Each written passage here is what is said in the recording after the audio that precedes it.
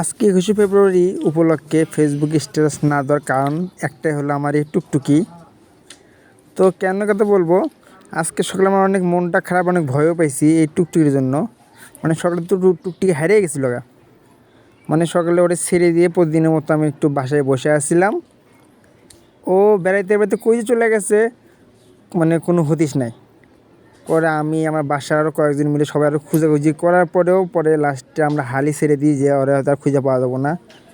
মানে 3 ঘন্টা যাবত ওরা শুধু আমরা খুঁজেই বেড়াইছি, আনাইছে কানাইছে, আশেপাশে কোথাও ওরে পাইনি।